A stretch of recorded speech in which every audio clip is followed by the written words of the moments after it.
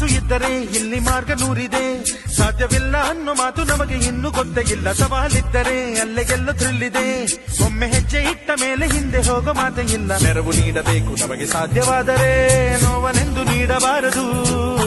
ಸ್ನೇಹ ಪ್ರೀತಿ ಗಳಿಸಬೇಕು ಇಷ್ಟವಾದರೆ, ದ್ವೇಷದಿಂದ ಏನೂ ಆಗದು.